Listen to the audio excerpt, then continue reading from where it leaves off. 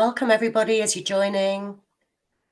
Do pop a note in the chat and just let us know where you're joining from and if you've already used the DI programs and which ones you like, which ones you're using. Hi, Tanya.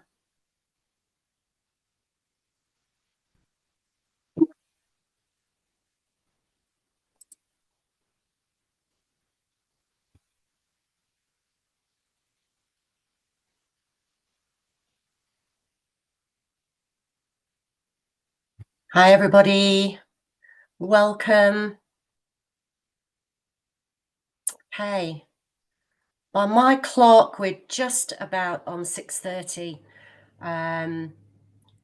So I'll just, I think we'll get started just as people continue to join.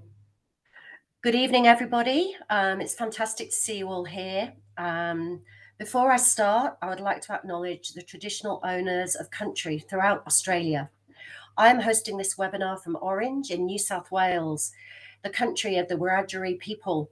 I also recognise the traditional owners of the countries where you are all from and the First Nations people present in this webinar. I pay my respects to all elders past and present and celebrate the diversity of Aboriginal and Torres Strait Islander people and their cultures and connections to the land and waters of Australia. My name is Lisa McNeil, and I'm the Marketing Manager for the Schools Division at McGraw Hill, Australia. We are the proud publishers of the direct instruction programs. I'm also joined this evening by colleagues from McGraw Hill and from Good to Great Schools Australia, our partner organisation, who will be able to address any questions you have about their organisation. The topic of our webinar this evening is the power of direct instruction with guest speaker, Mr. Noel Pearson. Before we get started, I would just like to outline some basic housekeeping rules for the webinar. The session is being recorded so that we can share the webinar link with people who are unable to join us in person. In the interest of best audio and sound quality, all attendees have been automatically muted as you enter the webinar. If you would like to put forward a question for Noel to answer at the end of the webinar, please put the question into the Q&A box, which is just in the center on the bottom of your Zoom screen. We'll be looking at those questions and we'll be presenting as many questions as we can live to Noel at the end. We'll have about half an hour for Q&A. Any questions that we don't get to in this event, we will attempt to address after the event via email. Please just ask that you keep all questions to the topic matter in hand, which is the power of DI. So now I'm going to go ahead and introduce you to our wonderful guest speaker, Noel Pearson. Today, we have the honour of welcoming Noel Pearson, a tireless advocate for the rights and empowerment of Indigenous Australians. As a lawyer and founder of the Cape York Partnership, Noel has dedicated his life to transforming the future of his people through education and socio-economic development. Noel firmly believes that true empowerment comes through education. In 2008, he founded Good to Great Schools Australia to champion direct instruction programs, which he believes can break the cycle of educational failure in Indigenous communities, as well as in all other types of students and schools. His commitment has seen direct instruction embedded in hundreds of schools across Australia, proving his belief in the potential of every child. Noel's passion, eloquence, and dedication make him a formidable force for change. His legacy will be defined by the policies he champions and the countless lives he has touched through the power of education. Please join me in welcoming Noel Pearson. Noel, over to you. Thank you, Lisa, and good evening, everyone. And I'm so very pleased to be with you this evening to talk about a favourite subject, direct instruction. I'm coming from you in Cairns, which is the home base of my organisation, Good to Great Schools Australia. It is one of two ventures that is my life's work.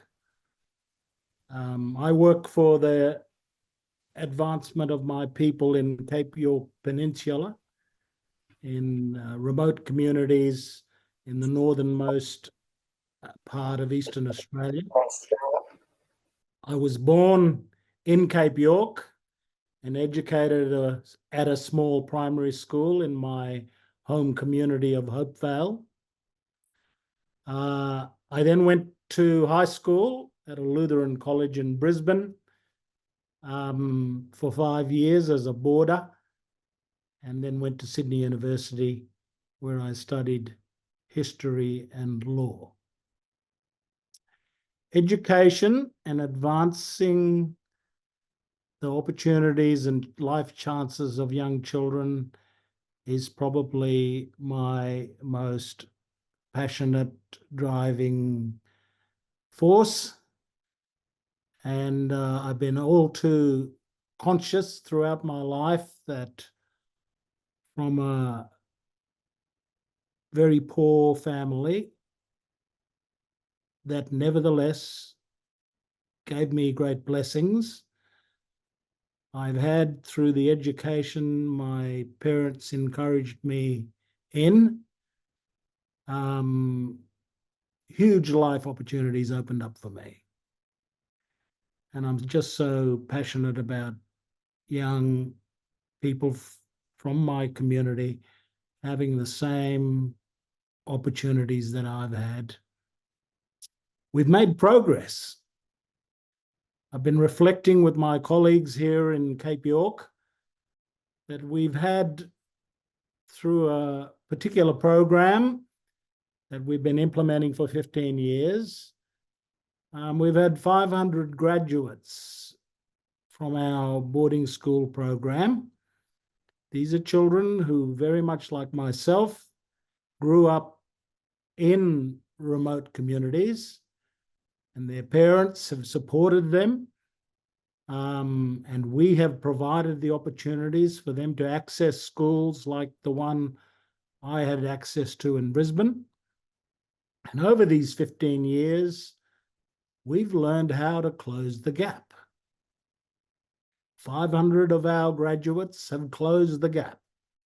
They've closed the gap on Year 12 retention, and by so doing, they've increased their job and further education opportunities, and therefore, our data tells us they've closed the income gap. So this is hugely exciting to us that we have this proof that by prioritizing education, we can close the gap. And the key to closing all of the gaps facing our people is to close the Year 12 retention gap and then get these young people into jobs, earning better income than their parents and grandparents ever did, and immediately, without us actually doing anything about their job prospects, educated people find ready opportunities. And that's what's happened to our kids. When we started about 20 years ago, there were only maybe a dozen or so of us who were university graduates, whereas now we have dozens and dozens of kids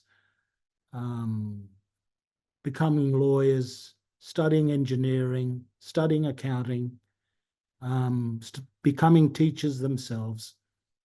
This is all very much a vindication of our work, that if we support parents to back their children to attend school, to put money aside for their children, support them financially and emotionally, they can have better lives than their parents and grandparents had. And all other gaps, as a result, will get closed as well, because these young people will bring up children who won't be as disadvantaged as they were. Their children will actually build on the foundations that they have now created. So I'm very passionate about this. Education It's often said in a kind of just as a mantra that I know it for a fact that education is the key.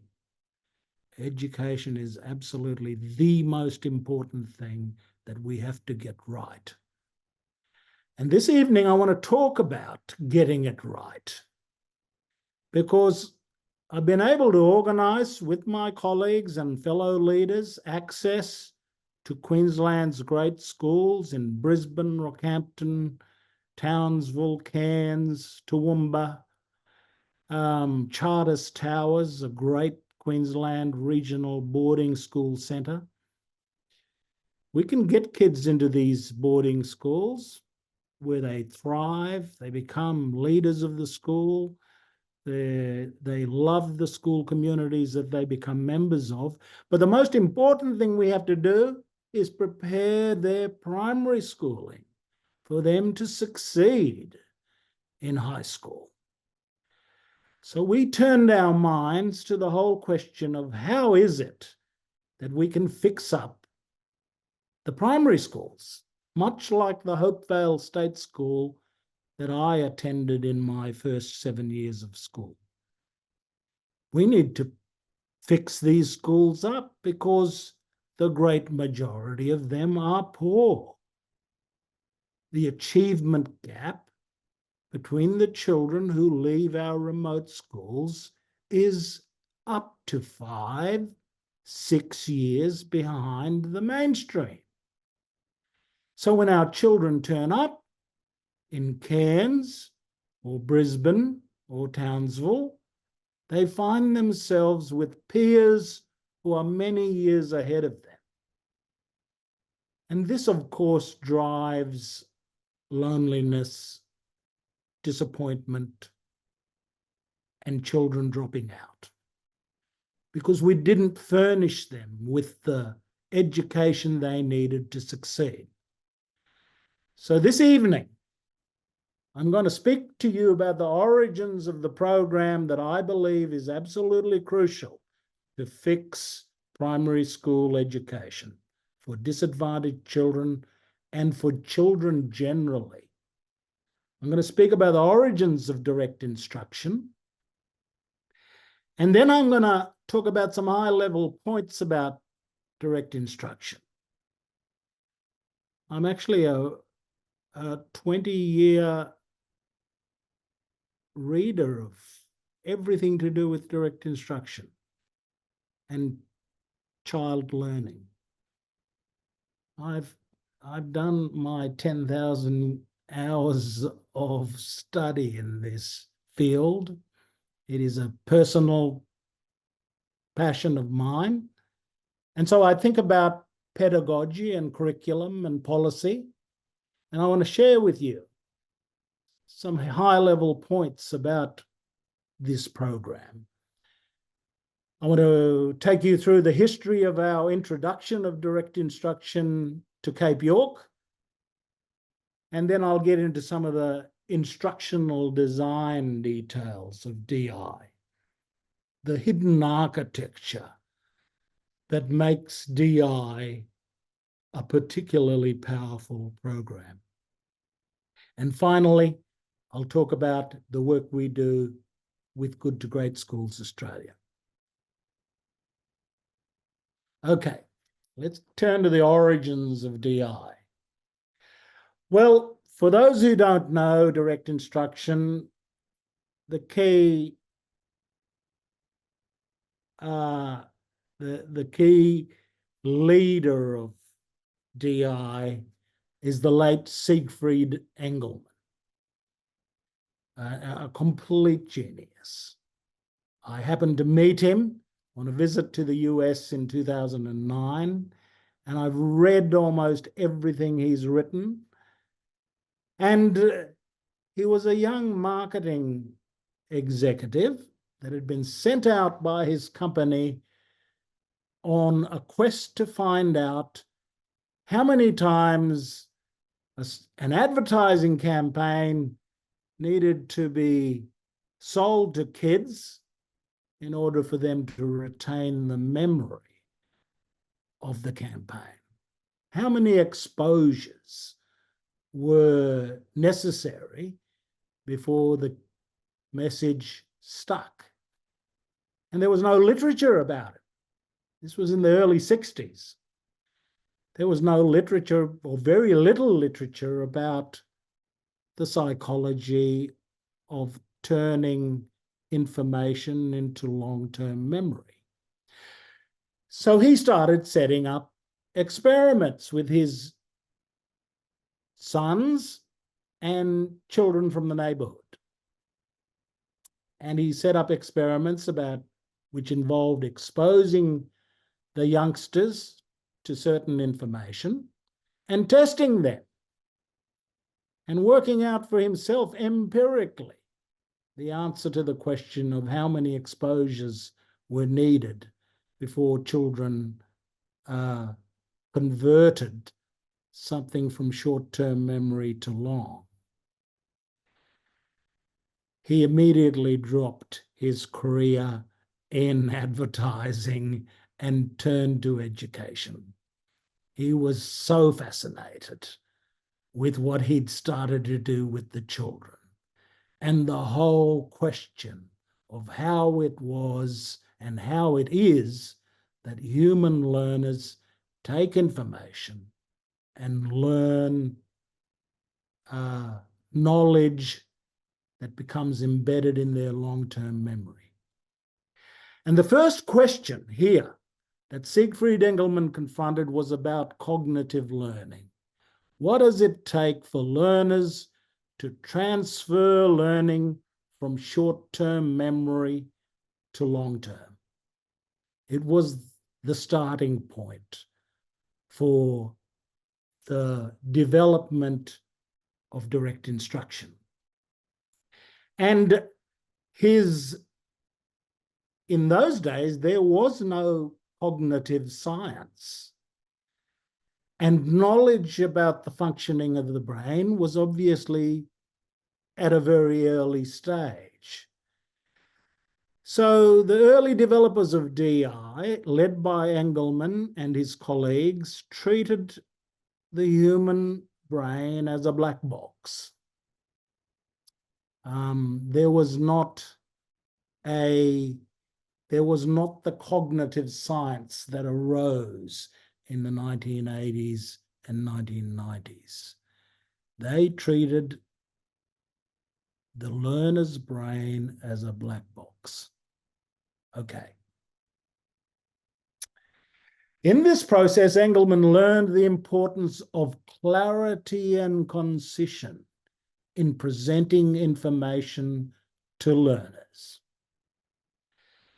And this was an absolutely shocking discovery, that in presenting information to young learners, the inferences that learners took from the presentation could be quite varied and could be quite not what the teacher or the adult intended.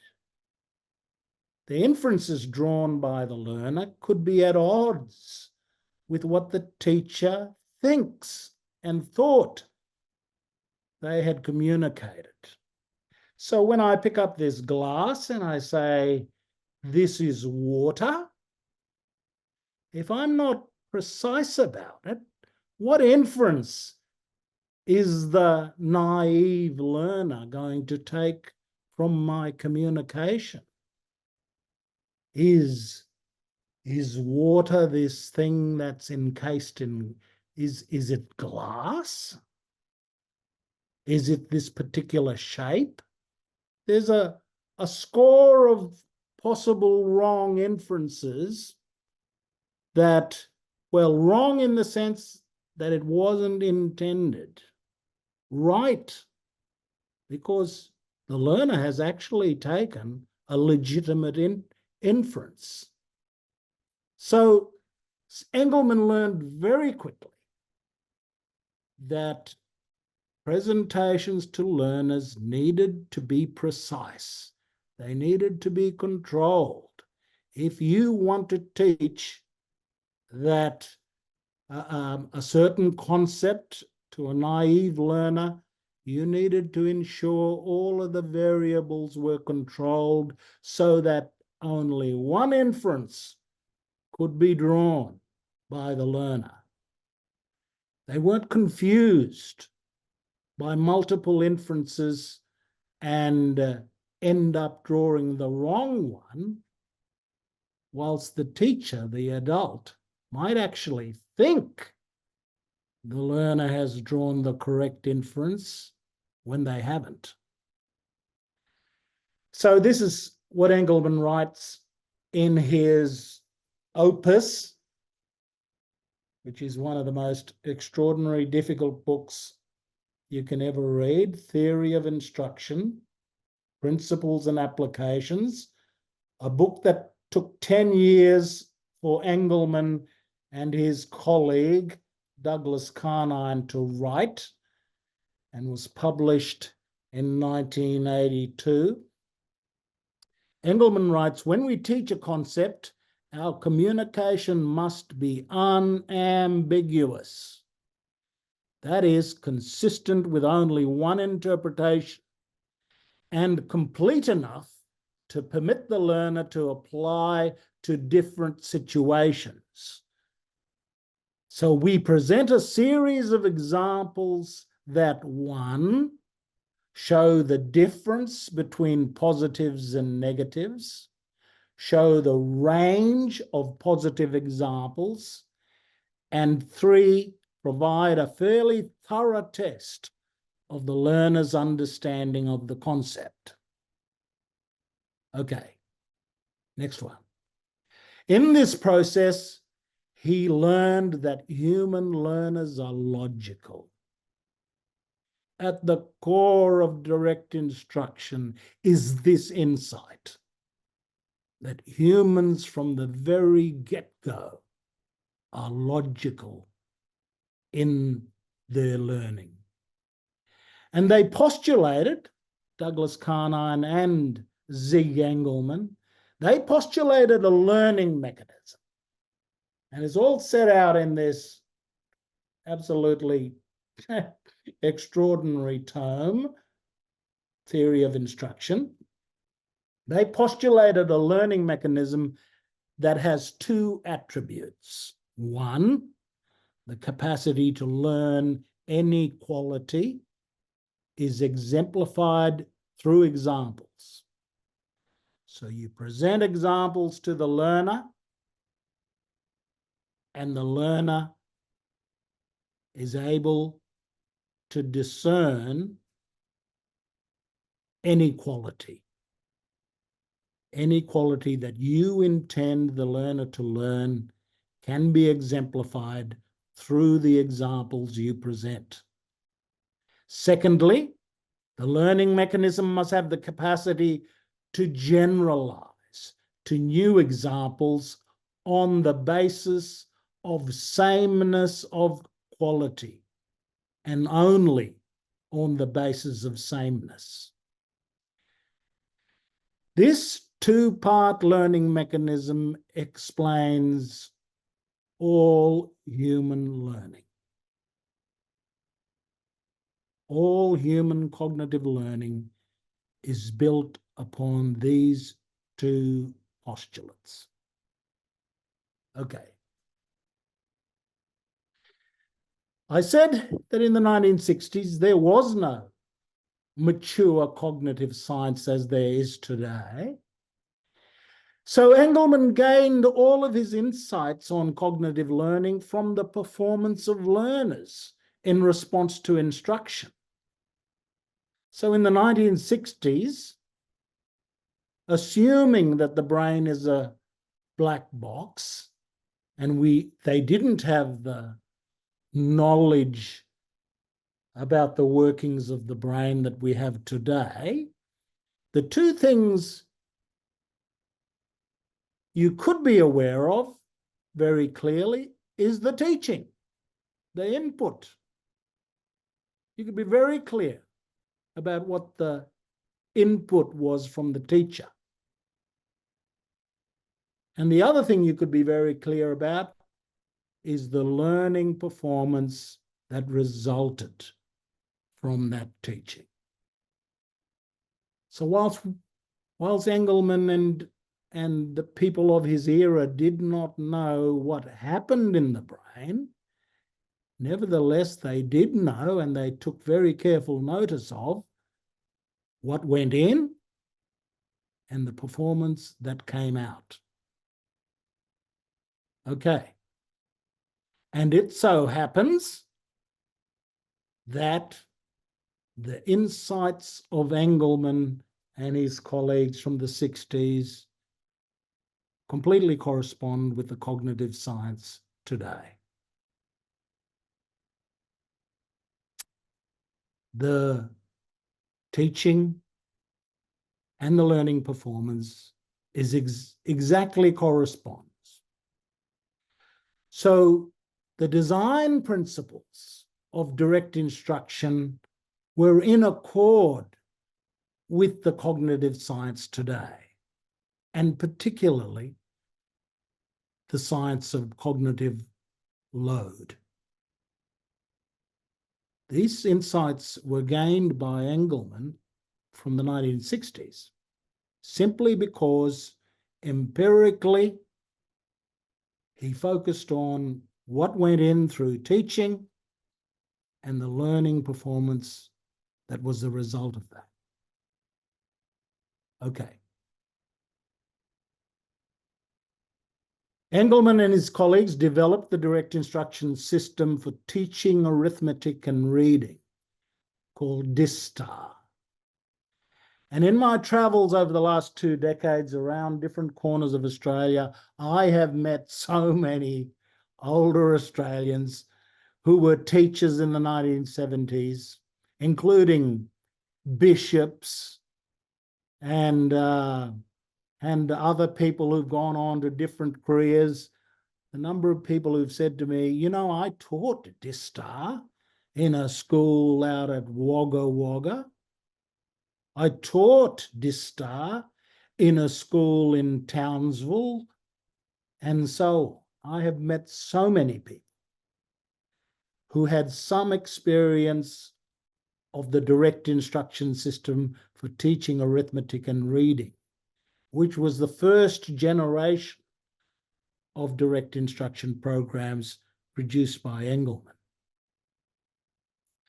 The common comment I got from that generation of educators was, yes, we implemented it in our schools and we thought it was very good, but we didn't receive any professional training for its implementation and delivery. That's kind of the universal experience that I've heard of all over the countryside, that people were impressed with its efficacy, but the implementation wasn't well supported in terms of the professional development of teachers. Okay. Now, most well-known aspect of direct instruction is that it is script-based. But when Engelman started in the 60s, it started as a professional learning program for teachers. Their approach was to teach teachers how to deliver their direct instruction system. But they found that they had to transition to a script in order to systematize the delivery of the program, because the complexity of the curriculum, that is the knowledge system, as well as the pedagogy that needed to be delivered, eventually led them to the conclusion that without a script, this complexity could not be replicated by classroom teachers without the aid of a script. And so it was in order to systematize the clarity and sequence of teaching And later in this presentation, I will give you some sense of the complexities in sequence. But I want to underline at this point that the most crucial power, from my point of view at least, of direct instruction lies in the importance of clarity. Teachers' clarity of wording is so crucial for learners, particularly those learners who are liable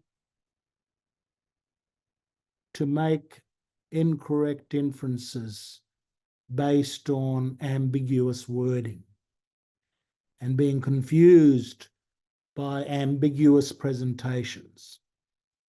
So clarity of wording is so crucial to increase student apprehension of the material.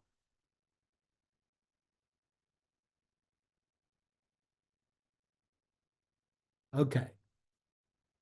And there are many thousands of classrooms across Australia now delivering direct instruction.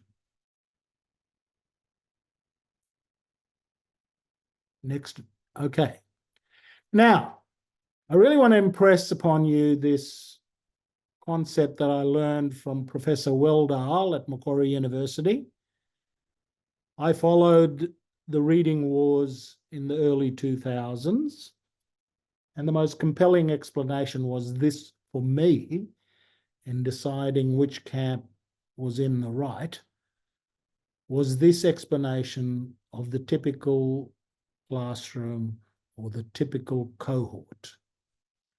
And it's what I call the 25-50-25 rule.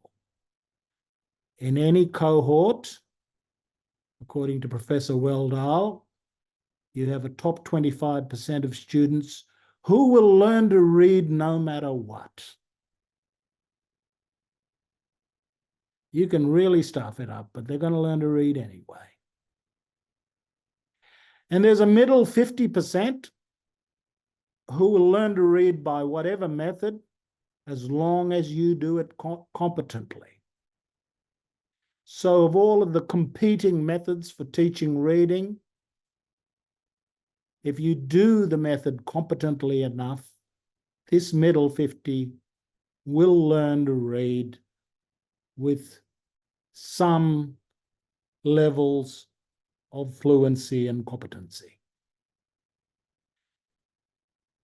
But there's a bottom 25% who will never read without explicit instruction.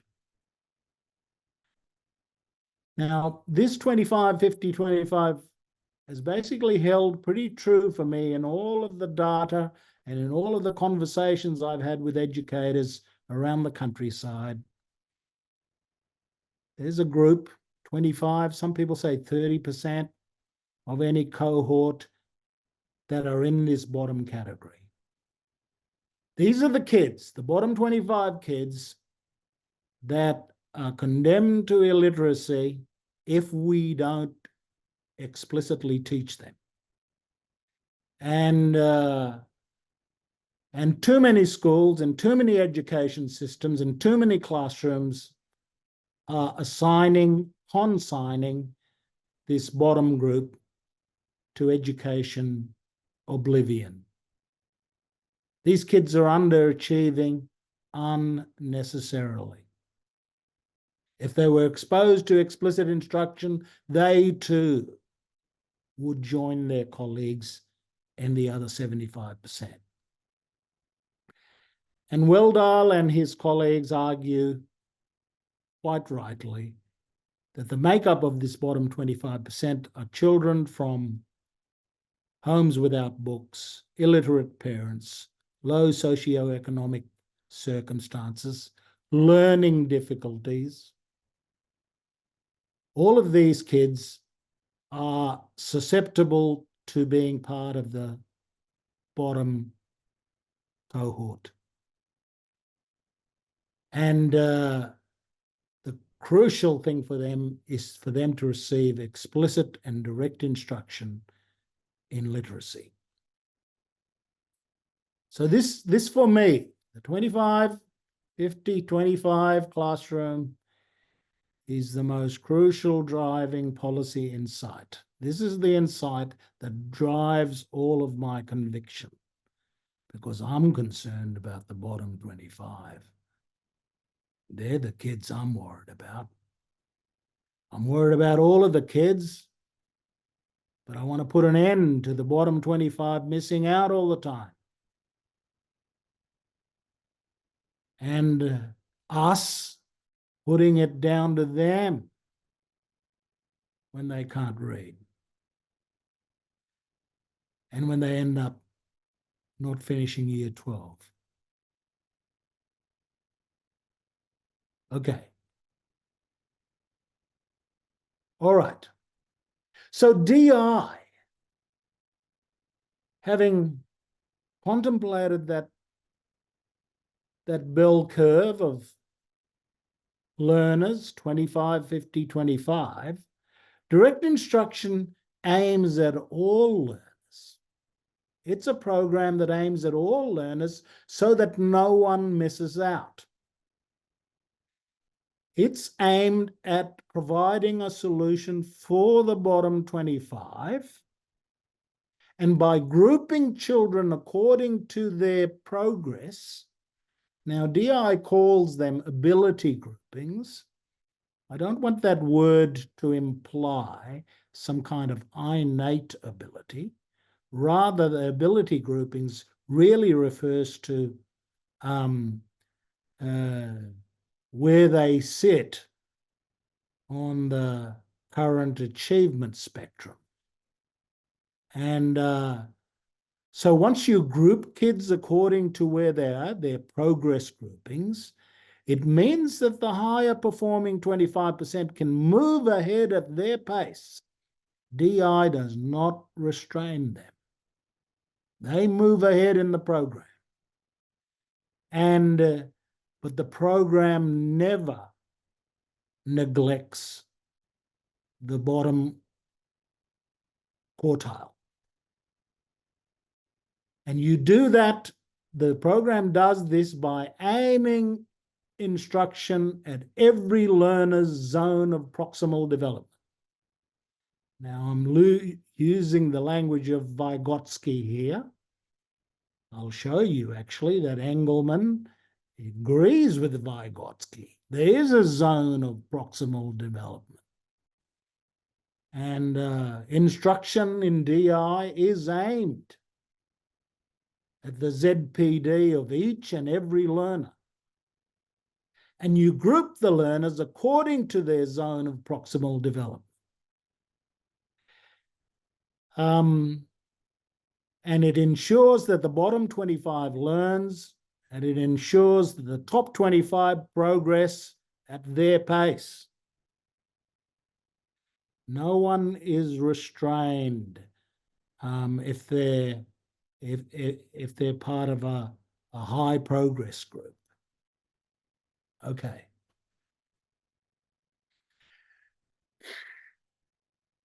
Today, I got a book in the mail. You can imagine over the last 7 months, I've been thinking about where do we go from here?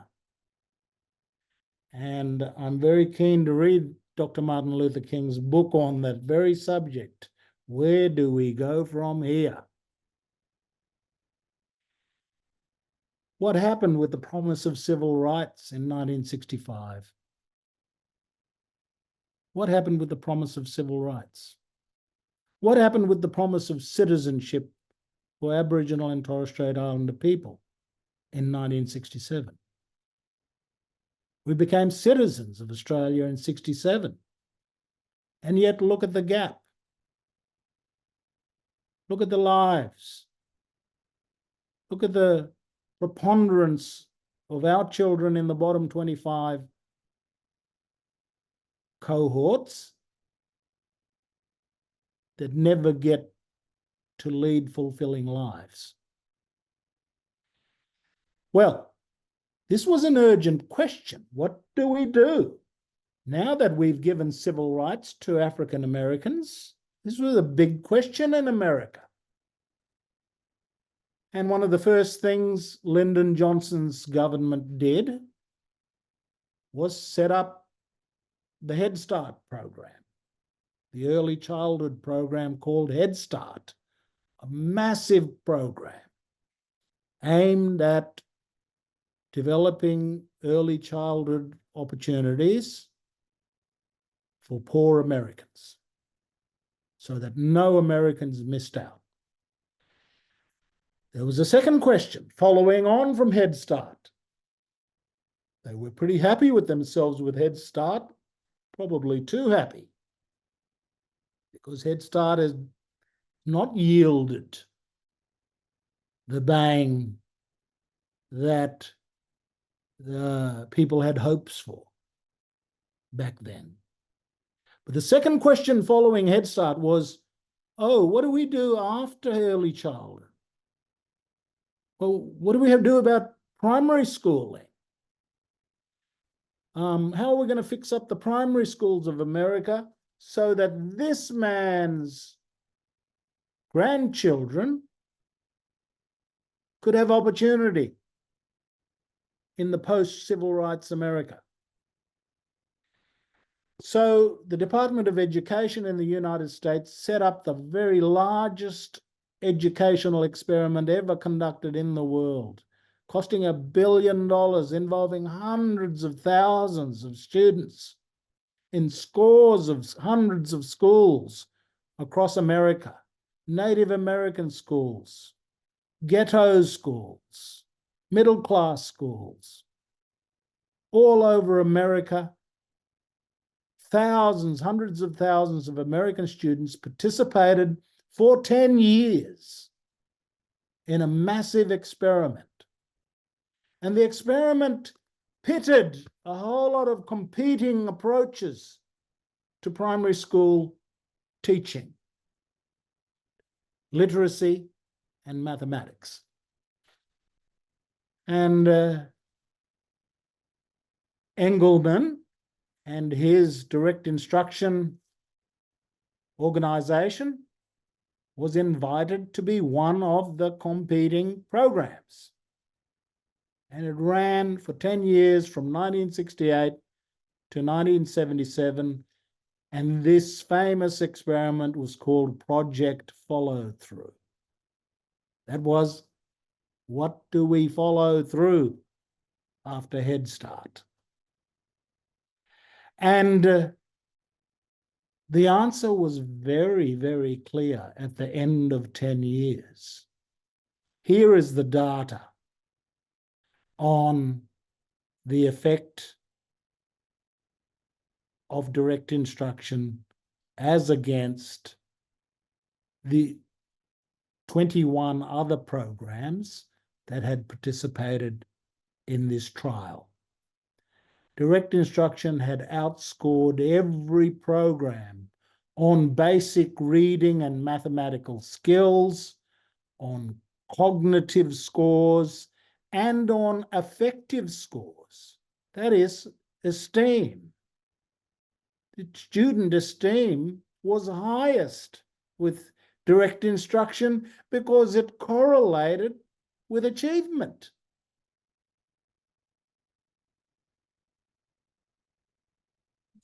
The score was very clear. The outcome of this massive trial was very clear that DI was the winner. And yet, the United States never did move to adopt direct instruction as a single outcome of Project Follow Through. It is one of the most extraordinary events in the history of education. The chicanery that was involved in failing to follow through on the clear evidence of Project Follow Through. I sometimes think, because it is now 49 years, almost 50 years. Next year will be the 50th anniversary of the United States Civil Rights Act and Dr. King's dream for America and his people in that society remains unfulfilled. Remains unfulfilled. One of the things that would have fulfilled the citizenship of African Americans would have been an education for all of their children. An education that could have succeeded whether the children lived in ghettos or not. An education that could actually furnish all of the learners with the means to get out of the ghetto. And so the tragedy of Project Follow Through is really a tragedy of the Americans' failure to follow through on the promise of civil rights. They had their chance. Project Follow Through was their chance to get it right. And they had the evidence. The evidence was very clear, but the US Department of Education didn't follow through on its conclusion. Okay. Now, we had Emily Hanford out here in Australia, and I thoroughly enjoyed her podcast, her famous podcast on the subject of literacy instruction. She has obviously been a great advocate for the cause of direct and explicit instruction. But I saw her comments in Perth when she was over there, cautioning that the current enthusiasm for phonics instruction and aspects of explicit instruction needs to be tempered with a real concern with getting it right. And this reading metaphor, it comes from Siegfried Engelmann himself. It comes from Zig Engelmann that absolutely captured me. Not all dogs with spots are Dalmatians. Just because a dog has spots does not necessarily mean it is a Dalmatian. And just because a beginning reading program includes phonics does not necessarily mean the program will be highly effective. There are a lot more details you have to get right other than phonics if you're going to have an effective literacy intervention to transform the prospects of children. This is a real important issue for Australian education, in my view. Policymakers, education departments and governments, politicians tend to just bang on about phonics when it's very important that there's a lot of spotty dogs out there. There's only a few real Dalmatians. You've got to pay attention to the full suite of components that have to come together in order for effective reading to take place. Okay. Now, if you were to design effective direct instruction programs, well, actually, Zig and his co-author, Jeff Colvin, have produced a rubric for you to be able to assess whether a direct instruction program is authentic or not. And part of that process So this very, very valuable little booklet sets out all the axioms of direct instruction, all of the principles that DI follows. And as I say, this book is very useful for those that might be contemplating developing their own programs. And I'm just going to very quickly skim through the axioms and highlight just one in each of the seven areas. One axiom relevant to the presentation of information to the learners. All right. C, the presentation assumes only knowledge or skill implied by what the student has done earlier. You never present material that is unrelated to what has already been put to the kids. It's a very important principle in DI that you're assuming where you make assumptions about knowledge, those assumptions have got to be linked to something that you've taught the child. Okay. In relation to tasks, only information presented either immediately before the task or earlier is to be tested. You're testing kids on information that you have presented. It's a very important design question for the program. Next one. Chaining of tasks, that is the linkages between tasks. There's a sufficient number of tasks in the series to provide a good test of the universe of examples. And I'll come to the question of the importance of examples in the learning process according to DI. Okay, next one. Exercises. Now, it's very important to understand this about DI. DI is not a full 50-minute, 45-minute, 1 hour lesson on a subject. Rather, it's a number of exercises, and no exercise is more than 12 minutes long. An exercise usually requires 3 to 12 minutes. So a 1 hour program, 1 hour lesson, will constitute between 4 and 10 exercises. And these exercises never run for more than 12 minutes. Okay. Sequences.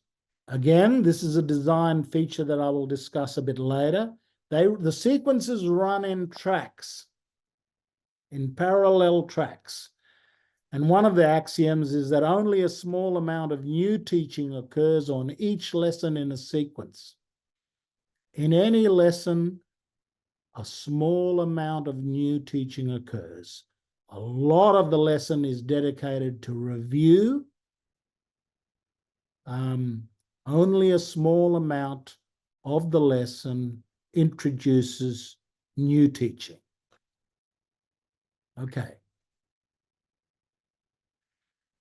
Finally, the lessons. Each lesson introduces only about 10% new material, which means that not more than 1 or 2 exercises introduce something new on a lesson.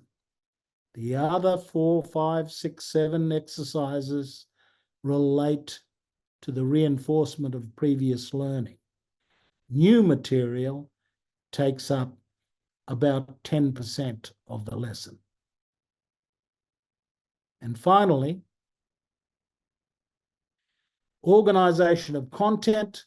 If the organization of content is well conceived, the program will seem easy, possibly even too easy. That's the extraordinary thing about all of these DI programs. Even when you are far advanced down the track of closing in on a very complicated concept or complicated body of knowledge, even in the closing stages, each step seems easy. And the good DI programs give the sense that sometimes it seems possibly too easy. Okay. Let me make some high-level points about DI now. DI is simply good teaching. There's anything I would say about DI. You take the script away. If a person was able to follow the wording, deliver a lesson naturally that conformed to a DI script, it would look like perfect teaching, very good teaching. It aims instruction at every learner's ZPD. I've mentioned that earlier. All lessons respect cognitive load. Let me underline that. All lessons respect cognitive load. There is initial massed practice. When you introduce something, there's very precise rules about how many times there is massed practice at the beginning. And then there's systematic spaced practice. So there's massed practice and spaced practice or distributed practice. You have accurate formative testing through placement tests.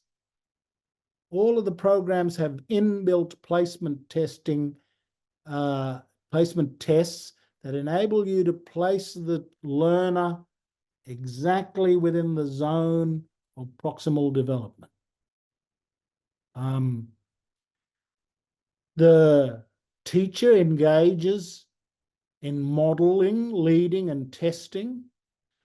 Most Australians know about the colloquial explicit instruction wording, I do, we do, you do.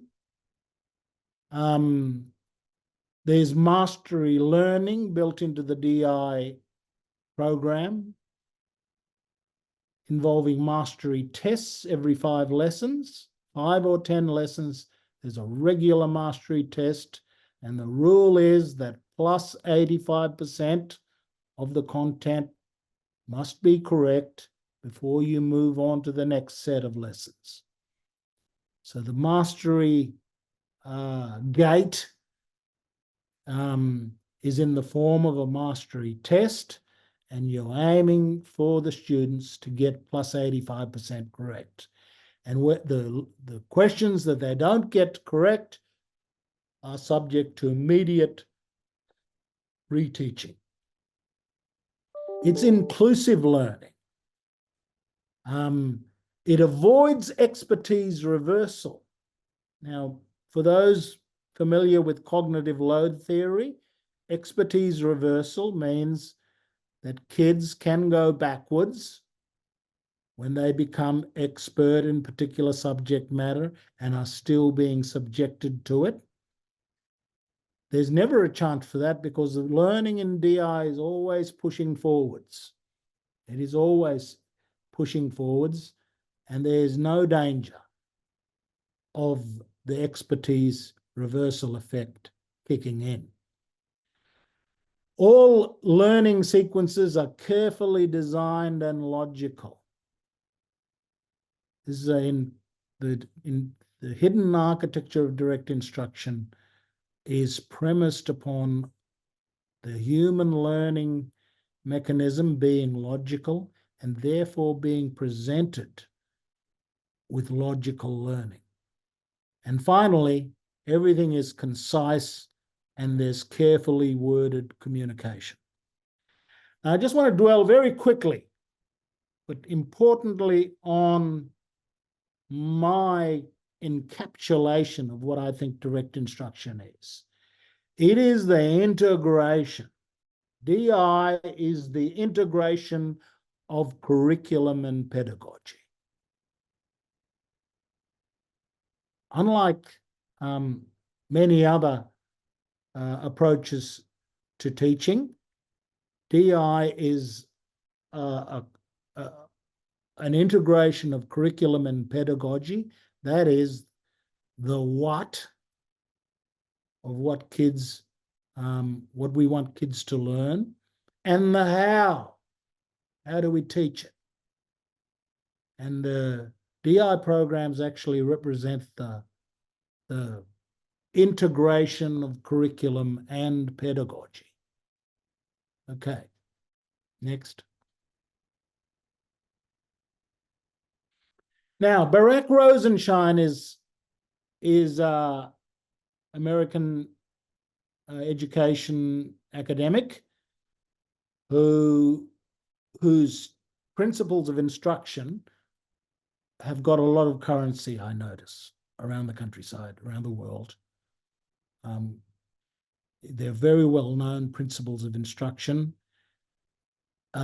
These principles, daily review, introduce new materials in small steps, lots of questions, providing models, guiding student practice, checking for student understanding, obtaining a high success rate, scaffolding for difficult tasks, independent practice, and weekly and monthly review. These principles of instruction actually followed DISTAR. These principles of direct instruction actually come after DISTAR. It comes after the direct instruction system for teaching arithmetic and reading. Okay, I just wanted to make that point, that the current enthusiasm, correct enthusiasm, by the way, about Rosenshine, the important thing to know is DI preceded Rosenshine. This is another point. Given the growth of enthusiasm, again, quite correctly, for explicit instruction, it's important to understand that explicit instruction's central pedagogical paradigm, I do, we do, you do, is a derivative of direct instruction. We actually had Anita Archer, one of the most prominent advocates for I do, we do, you do. We were the first ones to invite Anita Archer out to Australia, my organisation, in 2012. And we were able to secure her in a professional development program for us because the direct instruction people from North America knew her well. She had a strong association with the DI community in America. And we also were the first in 2015 to bring out Hollingworth and Ybarra. And again, so we've had an association with the American explicit instruction advocates, but there's some lack of recognition by people who are enthusiastic about explicit instruction. There's a lack of recognition that that paradigm was actually hammered out by the DI people in the 1960s. It was called modeling by the teacher, and then leading, the teacher leading the group, and then testing you as a learner, and independent practice. This is a point that I came to recognize myself because I was familiar with all of these traditions, and I could see that one was the child. Explicit instruction is really the offspring of direct instruction. But like a lot of offspring, sometimes the parent doesn't own the progeny, and the progeny doesn't own the parent. But I can see that very clearly the fact that explicit instruction is in fact derivative of direct instruction, at least in relation to that paradigm. Okay, second point, high-level point, is DI teaches within the zone of proximal development. Can you believe that? This is the coming together of direct instruction, Engelmann, with the great constructivist Lev Vygotsky. And Zig actually wrote an article in 2015. There's a reference in the deck here. He wrote an article on his site called Teaching Within the Zone of Proximal Development. DI is all about the ZPD, what the learner can already do, what the learner can do with teaching, and what the learner cannot do.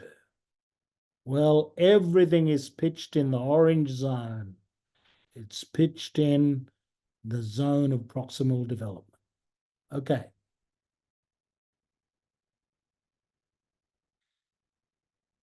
Now, this is another point. DI responded to cognitive load before Sweller, that is Professor John Sweller, and his colleagues developed cognitive load theory. And cognitive load theory arose in the 1980s, and of course, very thankfully and very powerfully, is now part of the education conversation right across the world. Right across the world, this theory, cognitive load theory, has had this Australian, Professor Sweller, has had a tectonic impact on approaches to education around the world. But for the reasons I explained earlier, DI responded to cognitive load long before cognitive load theory was discovered, was developed. And that is because Engelmann focused on the brain as a black box and studied very carefully the teaching input and the learning performance that resulted as a result of the teaching. Okay.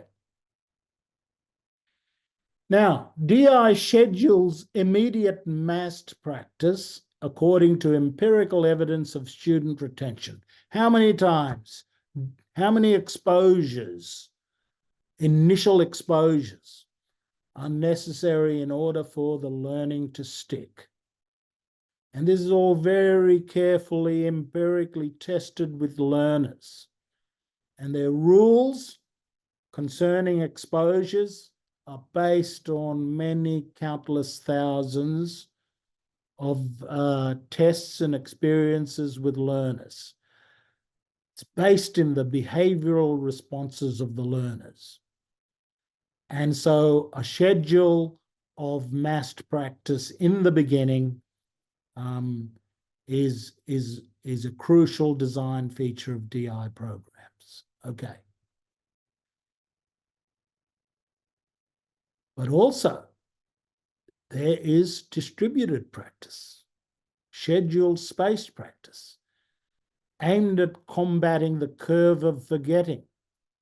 And so there's a very rigorous, built-in schedule of distributed practice of learning content over the course of a program. And everything's rebuilt so that you're revisiting at appropriate points through the weeks and months ahead. You're revisiting the content that was introduced to you months earlier. Okay. Now, DI pays a lot of attention to the small steps, introducing the small steps, chaining the steps together in a logical way so that the first step is followed by the second, is followed by the third, is followed by the fourth, and so on. And you're going up the mountain. The program is taking you one step at a time up the mountain. But the design of the program is not just about the next increment. It's not just the next step, the next task. The program is designed to get you to the big vista, the big concept, the big idea. All of these steps are building a big picture and connecting big concepts together for you. So DI is this fascinating strategy for building conceptual knowledge through incremental steps, so that the learner at the end of a sequence, at the end of a program, all of a sudden the big picture becomes clear. And the program is very deliberately constructed so that concepts, the big ideas underpinning the concepts are at last the gestalt. As well as attending to the details of the next step, the big picture, the gestalt comes together. Okay.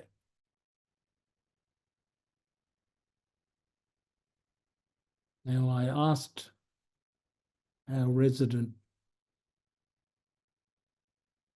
artificial intelligence prompter to carve this in stone for me. And he's not done a bad job. Okay, these are the words carved in stone, reflecting this principle that all students can learn. This is Zig's operating principle. This is the operating principle of direct instruction. If the student has not learned, the teacher has not taught. It's like there's no alibis here, guys.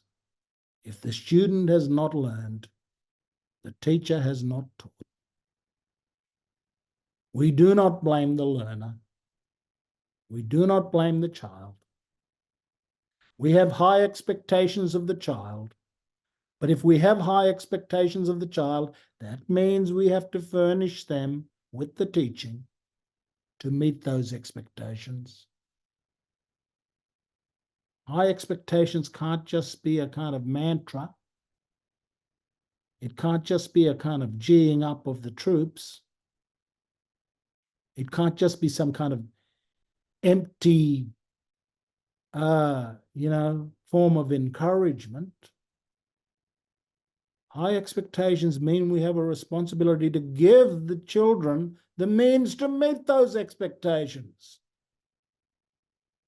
And how do we do that? Well, this aphorism tells us,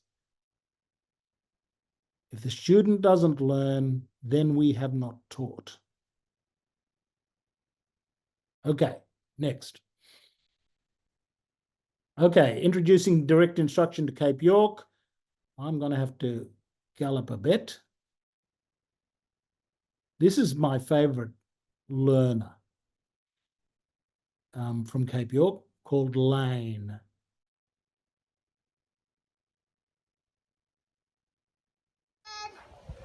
Can I eat a nut? She said, go sit with the cow. The cow on the road. All right, let's Lots go. of men went down the road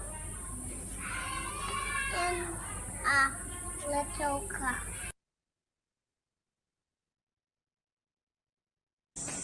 One day the rabbit was jumping all around and saying, "Ha ha, I am so fast that nobody can beat me." And what's your name? Lion, And what grade are you in? 4, And what school do you go to? Cohen. And do you enjoy school? Mm-hmm. And what's your favourite thing to do at school? I love doing the whole thing in sessions. The whole thing. That's good. Yes, even I like history and science. Great stuff. And there's Even lots of music, reading. Yeah, even music. because I'm a trumpet player. Oh, that's one thing I can't do. And it looks like you really enjoy reading as well. Yeah. I really enjoyed reading. The ball sailed through the air all the way down the field. The fans were standing. The Wildcats stopped and turned around to watch the ball. Very nice. And what are you reading for us today? 200 Minutes of Danger. Back on the shore, the giants stormed after her, hooting and bellowing. Maria swung forwards, desperate to get out of reach. The giant stepped into the water just as Cargo had. Okay. So we started our DI journey in 2009. We've been engaged in the reading war debate in the mid-2000s. We followed the National Reading Panel's report in 2005, and in 2009 we published our report calling for reform in Cape York. And this is what we said: to close the achievement gap in Cape York, every teacher must necessarily deliver effective instruction all the time.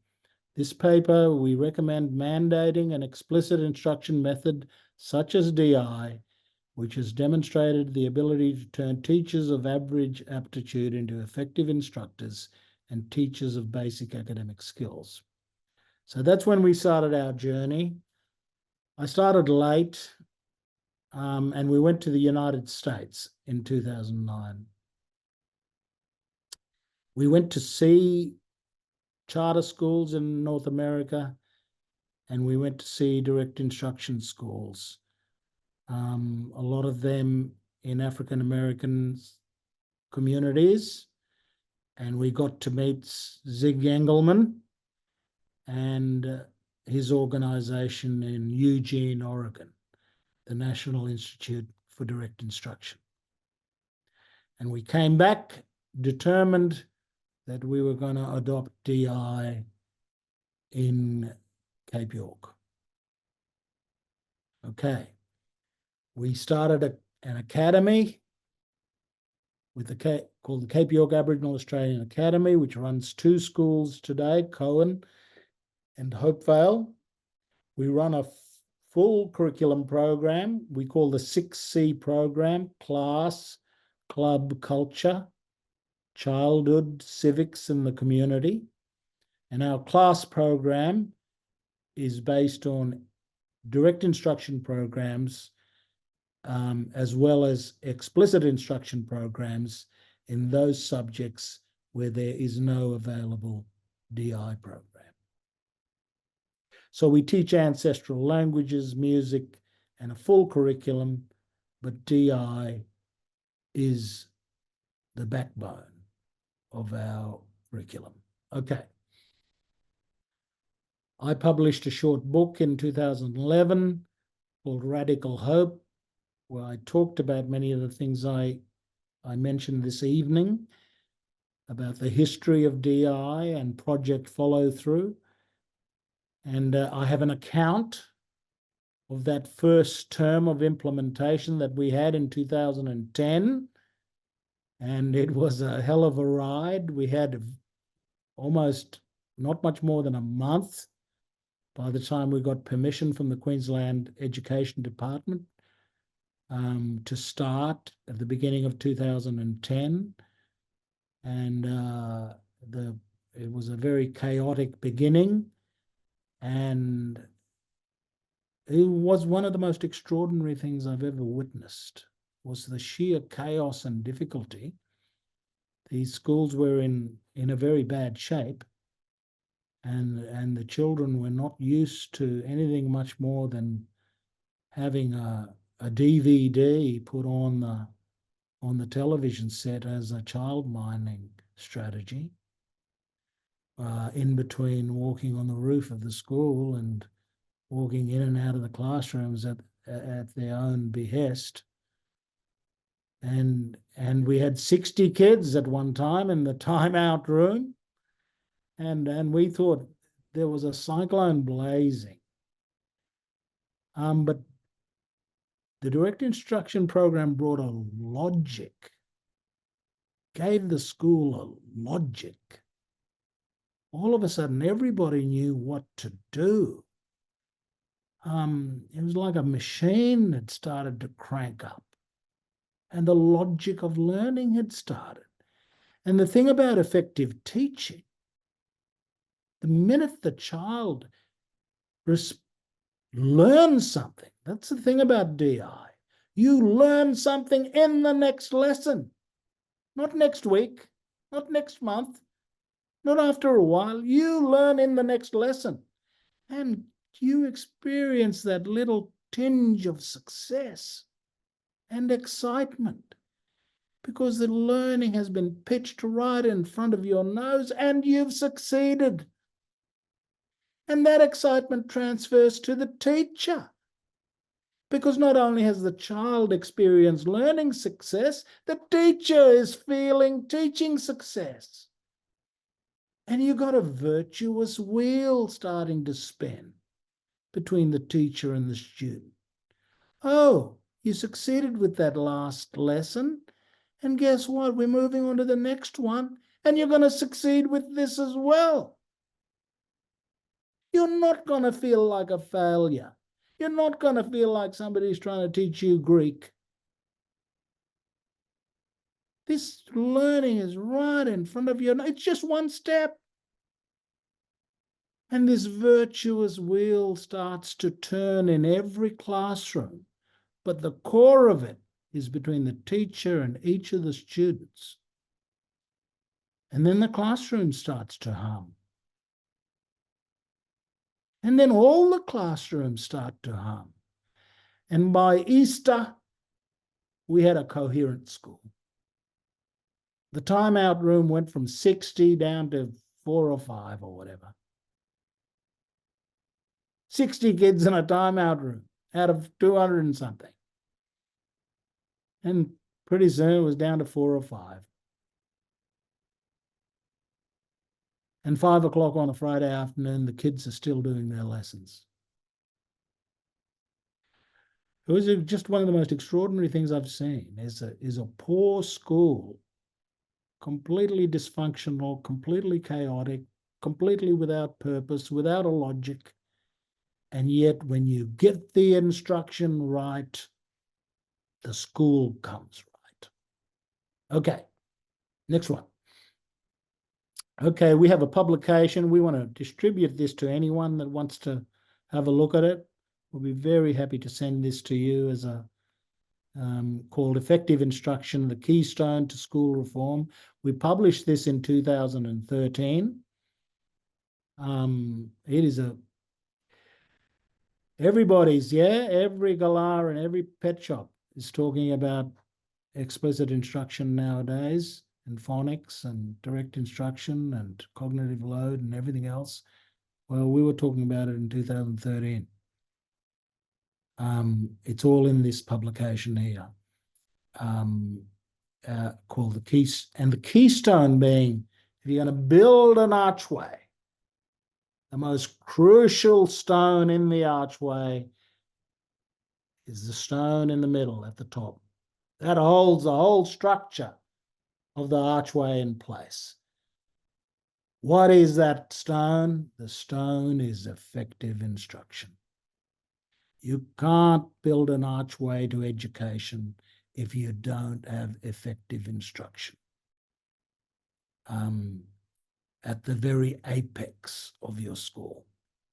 Okay, next. All right, we might... After he got hit the boat, your turn? Natasha, yeah? Sorry, what's that, Noel? We're going to whiz through this video. We'll just play the first 2 and we'll make the full video available to everybody afterwards. For sure. After he got into the boat. What did he row?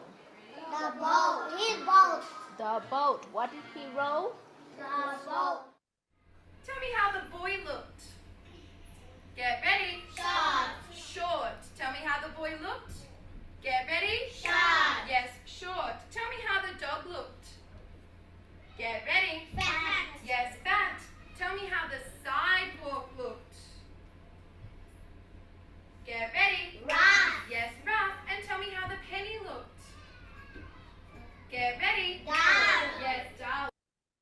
10.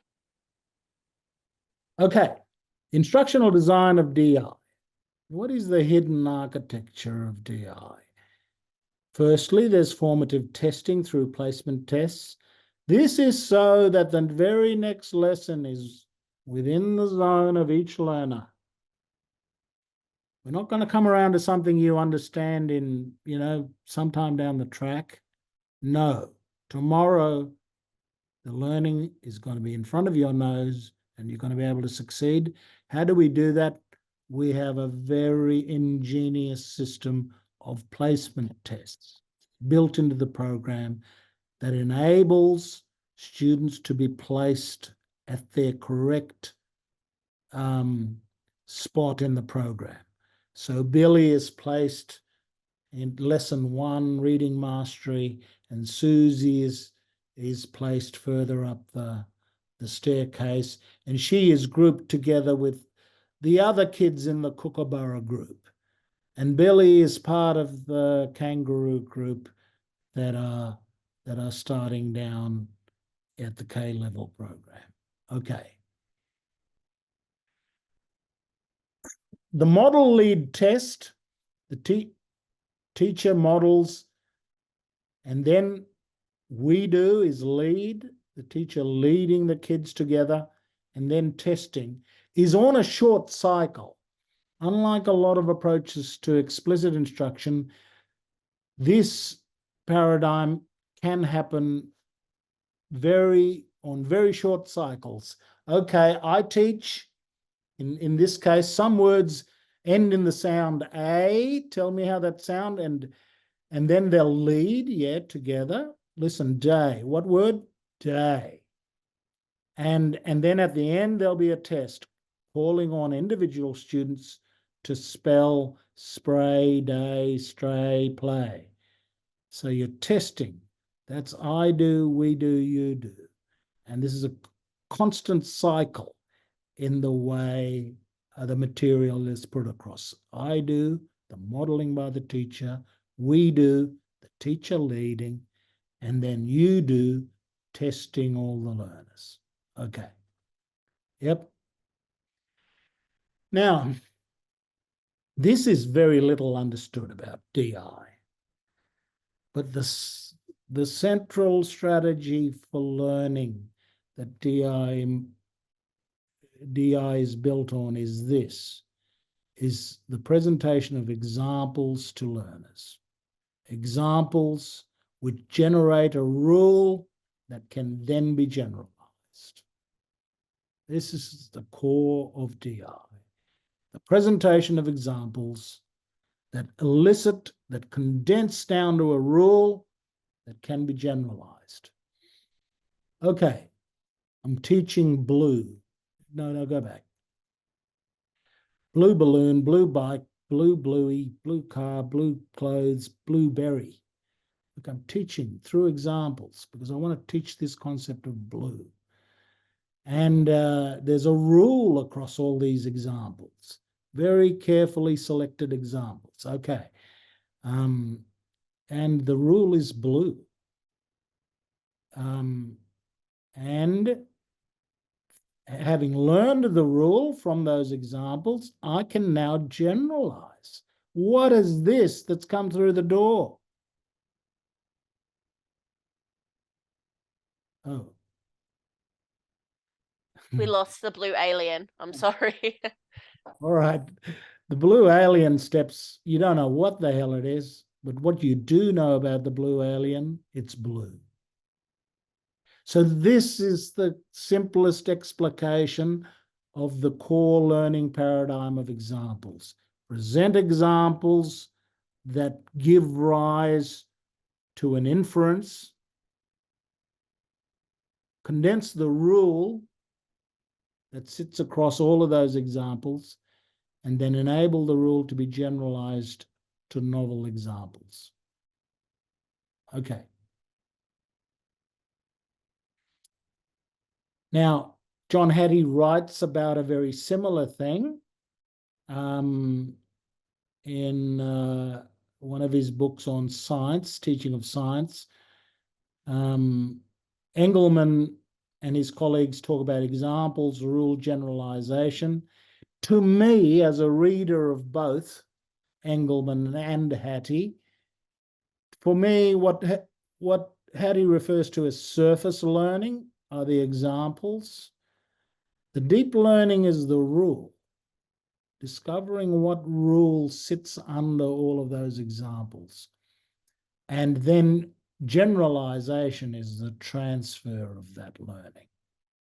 Okay, next. Spaced practice, which of course is built into the program, and I've mentioned that, which according to Hattie's visible learning is very effective. But that is all built into the schedule of these programs. Okay. Mastery learning. The keys to mastery learning is that the learning must be pitched within the zone of proximal development. The learning must be incremental. There must be spaced practice. There must be constant tests for understanding, ensuring that nobody is hiding under the radar. You're testing randomly and deliberately for those kids that you need to be assured have got the intended learning. So constantly building in the you do or the testing, as DI calls it. And then, of course, the administration of regular mastery tests. Now, this little image that I've got down here is an explication of what DI aims to do. Every step is a regular step upwards. There's no irregular stairs, yeah? There's not a stair there's not a step that is inordinately hard to get over. Everything has been designed so that the next step was as easy or as difficult as the previous step. It's a crucial part of mastery learning that the increments of learning are very evenly spaced. Okay. Everything is run in tracks, 12 minutes of tracks. The idea is that learners disengage after 12 minutes. This was a cognitive finding. This was a finding of empirical finding based on the performance of learners. It was hard to keep them on one topic beyond 12 minutes. So they constructed an approach where you did something for 12 minutes, then you switched to another exercise. And then you switch to another exercise. So you tried to get 4, 5, 6, 7, sometimes 8, 9 exercises done in a lesson, and they all followed very carefully designed parallel tracks. And all of those tracks aimed at building, ultimately building a complex picture at the end. But tracks is an unrecognized aspect of DI programs, and it's all about, and really the challenge for explicit instruction is how can you maintain the focus of children for a 45-minute lesson on one subject, and the load that's involved in that. Well, tracks represents the antidote to that problem, so that you're not losing learners along the way. You are switching to the next exercise. Okay. As I say, tracks maximum 12 minutes of exercise. Okay. Next.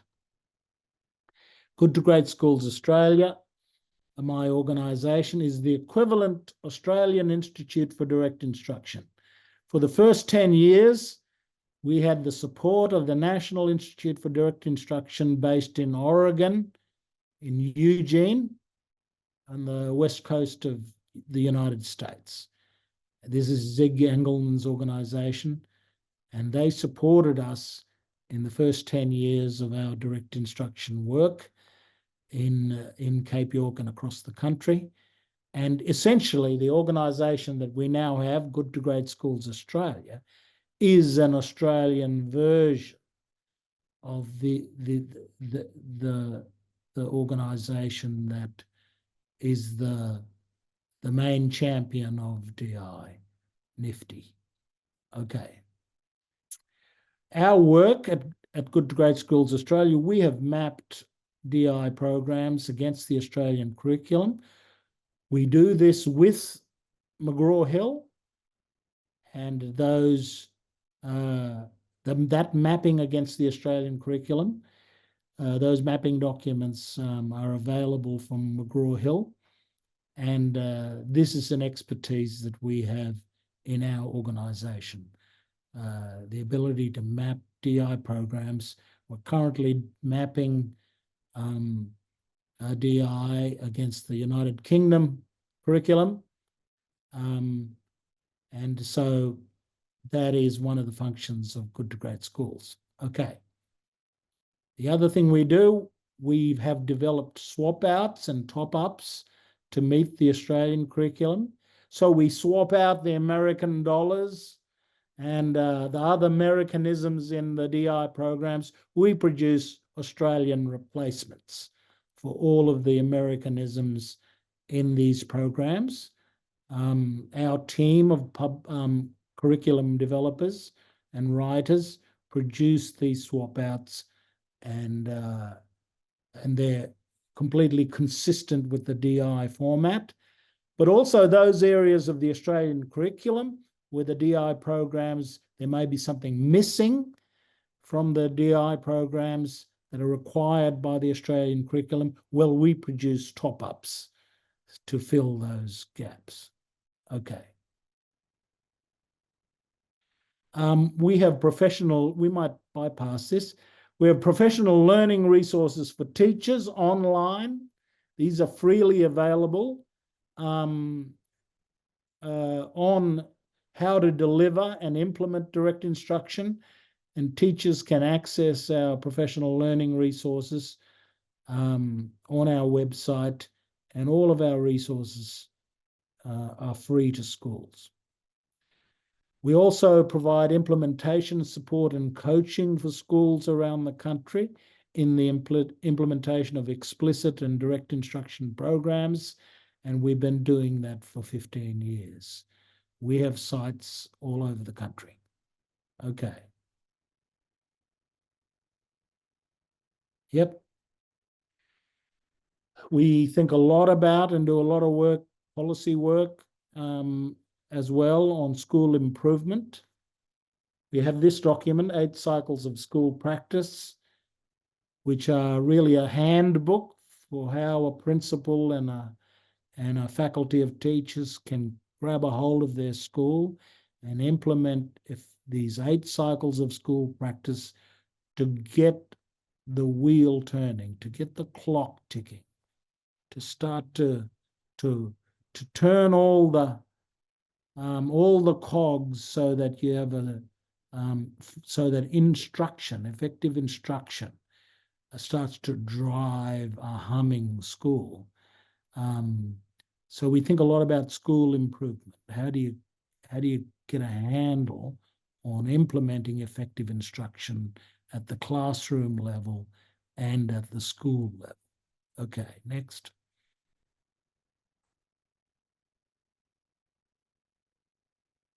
We think a lot about system improvement. This is completely galvanizing to us. I think a lot about policy. This is taken from McKinsey's 2010 report on how the best systems in the world improved. And McKinsey did a report in 2007 where they examined successful systems that had improved across the world, and they came up with 3 ingredients. Put the teachers in place, the right teachers in place was number 1, the teaching. 2, they have to deliver effective instruction. And 3, every child must benefit, every child in the system. So those systems around the world that have been outperforming us in Australia, they get 3 things right, according to McKinsey 2007. The right teachers delivering effective instruction, benefiting every child. And their 2010 report built on that.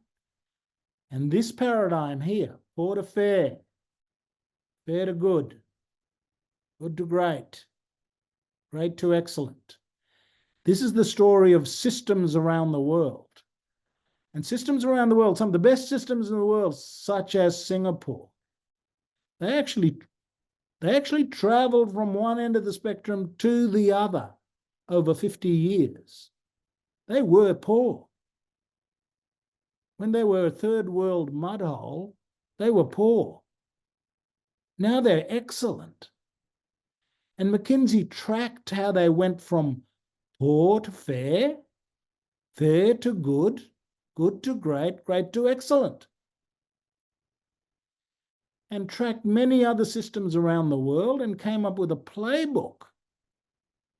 What do you do to travel these different parts of the performance spectrum? And there seemed to be a commonality. If you're a poor school, you need to do this to get to fair. If you're a good school and you want to get to great, you need to do this. The formula is a bit different. I tell you what is universal though, across all the performance spectrum. What is universal is effective instruction.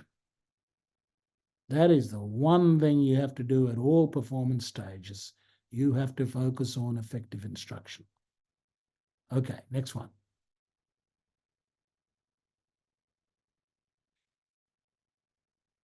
With poor schools,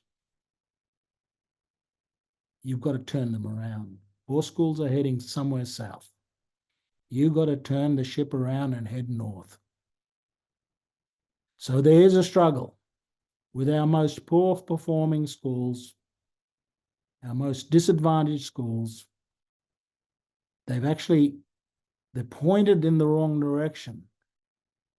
And you've got to turn the screws so that they turn in the right direction. The poor to fair journey is the challenge. And then when you get to fair, you then got to make the performance leap to good. And when you get to good, your aim's got to be to get to great. How many Australian schools are coasting at good or coasting at fair, when really the challenge is for us to go from fair to good, good to great? And we do that by improving our instruction according to international evidence. Okay, next one.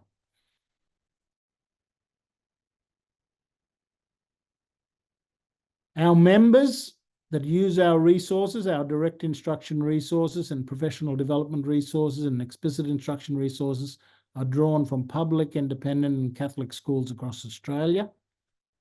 Approximately 1,500 schools across the country access our resources, including a sizable number in all of the jurisdictions, and we offer them for free.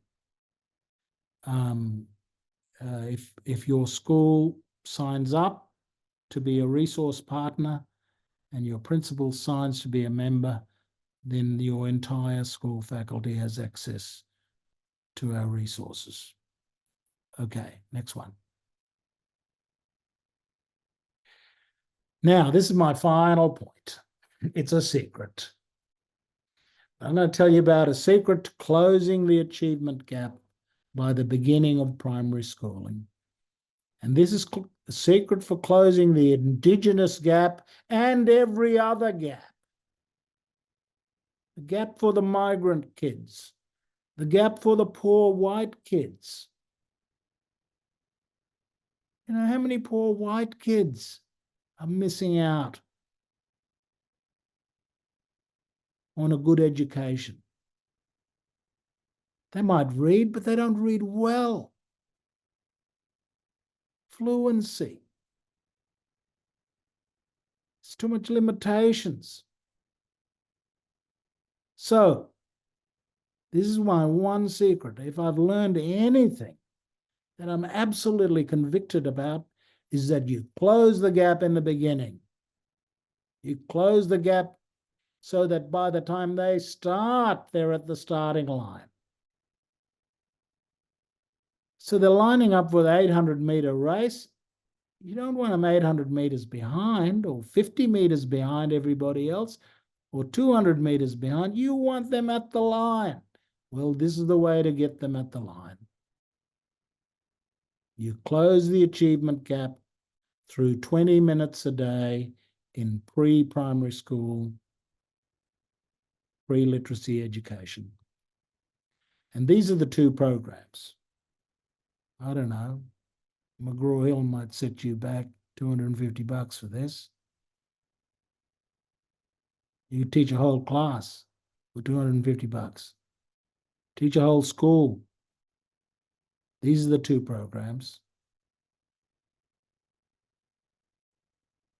Master the first 30 lessons of Language for Learning, an SRA program, an early generation DI program, and mastery up to lesson 40 of Reading Mastery Language.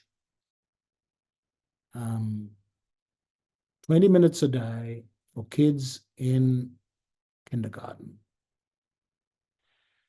If you do this 20 minutes a day, they will turn up in prep fully at the starting line. And like young Lane, they'll actually be ahead of kids in mainstream schools. They could be more prepared than the average kid at a mainstream school. If you can get kids in kindergarten to do 20 minutes a day, they can do the play program for all of the other minutes of the day, but these 20 minutes are the most crucial. I've just seen too many instances of miracles with young learners all of a sudden from non-English speaking backgrounds, no books in the home, parents who can't read and write, living in poverty. I've seen these kids, when they're given this power here, all of a sudden you've got the means for them to start, no gap opens up. The best gap is the gap that never starts. And we don't have to solve every socio-economic problem in the world.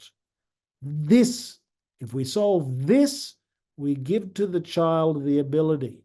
Young Lane, oh, the hopes I have for her. She's in year 8 now, at a boarding school in Charters Towers, a Catholic college.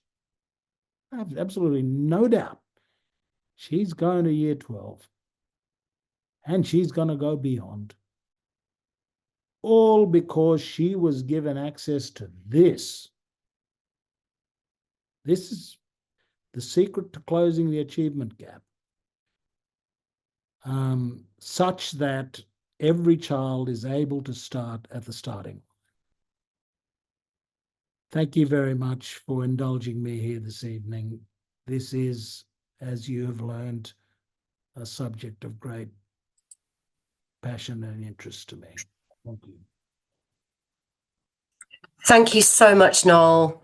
Thanks, everybody. I know we've run a bit over time, but I think you'll all agree that every single word, we were so privileged to hear the great expertise and experience of Noel and his experiences with DI. It's just been absolutely fantastic. Now, we have had lots and lots of questions. And I think what we will do is we'll take, and some of them are quite complex, so we will take the time to answer those questions separately after the webinar. We'll consult with Noel.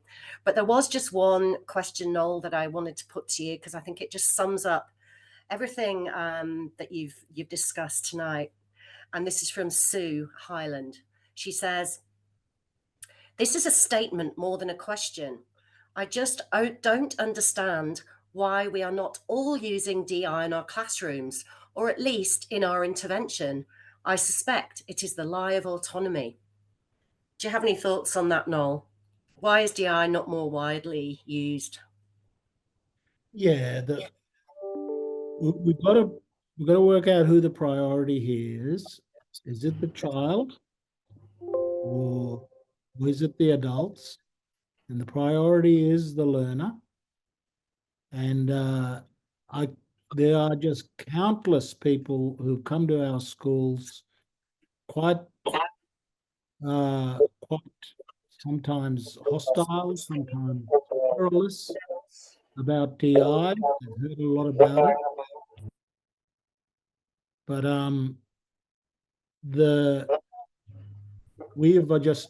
we've only had one request of them to say, give it a chance, see for yourself the effect that it has on the child's learning, and come to a judgment sometime down the track. And in all of the cases, which teacher is not going to be persuaded by the performance of their children, of their students? In all of those cases, people with skepticism and so on, people with ideas about teacher autonomy and everything else, they understand that the program actually builds. I mean, I've seen some magical teaching come from kids, young people who've been fresh out of university. By the time this is our big problem. By the time they leave Cape York and they go down to, Sunshine Coast or Gold Coast or Brisbane or wherever, well, they are absolutely extraordinary teachers then, because of their experience with us in the Cape. They've actually learned all of they've become very mature teachers. And so I just say to everyone, it's the performance of the children that will persuade you, and the fact that there's no greater delight and no greater sense of esteem that a child can have than to be successful. And the key priority we have as educators is to give the children the means to be successful. Great. Thank you so much, Noel. That was really well summarised. Fantastic answer. Thank you again for your time this evening. Thanks, everybody, for attending and for all the fabulous questions and the comments in the chat. We will be replying to all your questions over the next couple of days, and a recording will be sent out to everybody who registered for the event. So that just leaves me to say once again, thank you, and everyone enjoy the rest of your evening. Thanks so much.